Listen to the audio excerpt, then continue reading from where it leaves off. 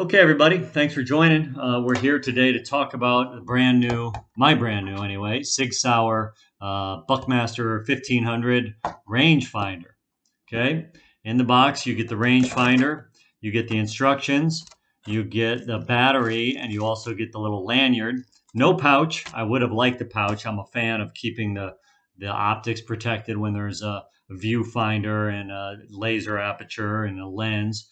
I believe this is 6x magnification. Looking through it, it is really clear. It really does bring me closer to the action. Once I initially range something, I'll be moving to my glass anyway. So I think this is probably going to prevent me from having to carry my binos maybe as much anymore, which is nice to shed weight.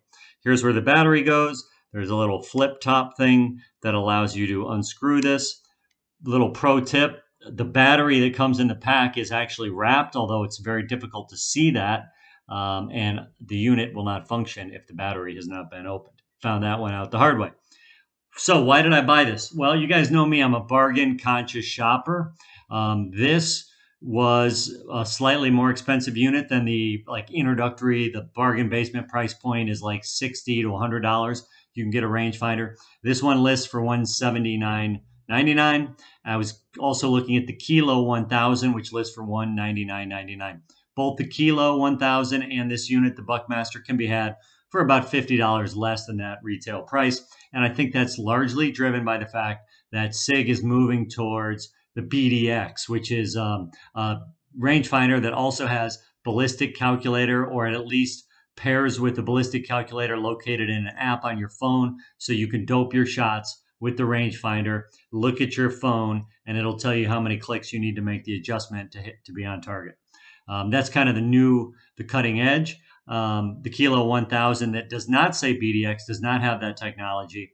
This is interesting. It's kind of a hybrid. The main reason I bought this is because it has a red OLED. Now, see that red dot? Those are the digits on the little screen in there that is giving me my yardage. All the other rangefinders I found in this kind of price neighborhood have black OLEDs, even the Kilo 1000. I called SIG. They're really great about taking time to talk to people on the phone and sharing their technical knowledge. They recommended that if I'm going to be using this at dawn and dusk, I'm going to have a hard time seeing black LEDs show up. That was enough right there to make me make the switch. SIG does make other rangefinders with a red OLED, but the price points are significantly higher than either this or the Kilo 1000. So that was enough for me. Interestingly, you see the buck there. Evidently, there's somebody who has a television show, and it may actually be called Buckmasters. And the idea of this, part of the idea, is that you buy this rangefinder, and then you buy a SIG Buckmaster scope, and the scope has hash marks in the duplex. And this Buckmaster scope, once it knows it has 8 ballistic groups based on what you shoot, once you range something, if you have the Buckmaster mode on, it will tell you what hash mark to use for your holdover, so you can get your shot on target at range. Why buy something that I'm not going to use the feature? Because I'm not going to buy the glass. I already have glass that I like. I bought it really because of the red OLED and hopefully the SIG name and quality. Optics seem clear. So far, I've been ranging it down my hill. It does adjust for angle if you want. If you're a bow hunter, or maybe even you're in a stand and there's something at distance you're worried that angle is going to affect your shot, you can have it in line of sight mode. I haven't figured out if you can dim the LED yet. That's going to be important because it's pretty bright right now. So as I was leafing through the material that came with it, it's pretty straightforward. I mean, it's a 4-page deal. It's got 2 buttons on it. Mode, which you hit mode, hold it down to go into the mode button, and then tap mode to cycle through the mode choices. And then you hit the range button, which is essentially the trigger on this thing, to change the different modes.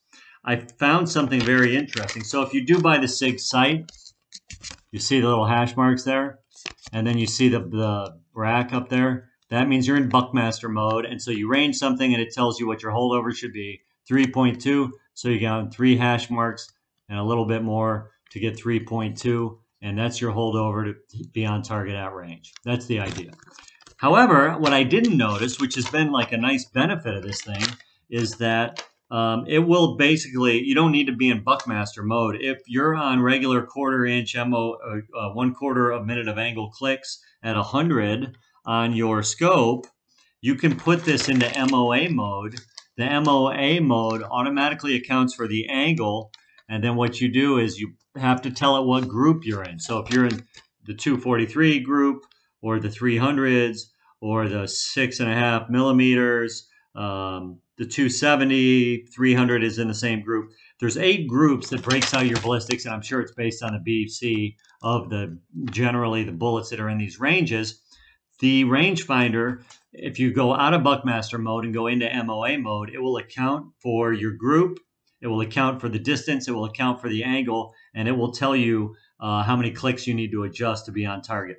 I don't know if I trust it, given that you're in a range of what are generally average performing bullets. They have to take some averages into account to cover all the variables.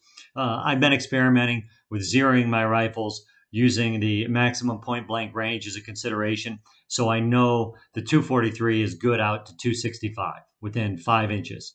I know the 30-30 is good to 203 within 5 inches. And then I have my holdovers in my head if I want to range out further. But I might experiment with this MOA, built-in MOA calculator. I'll take it out to the range and let you know what I think, how accurate it is. It does have the ability to focus. The Kilo 1000 does have the diopter adjustment, which this does not. But it's a nice little unit. Feels pretty well made, I guess. It's plastic. That's probably how they're all manufactured.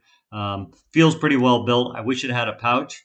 I'll put it in my pocket, and we're going to take it to the range, and then we're going to take it out into the field and see how we do. So here you have it. Initial impression, SIG Sauer Buckmaster 1500 rangefinder with the red OLED, which should help you out.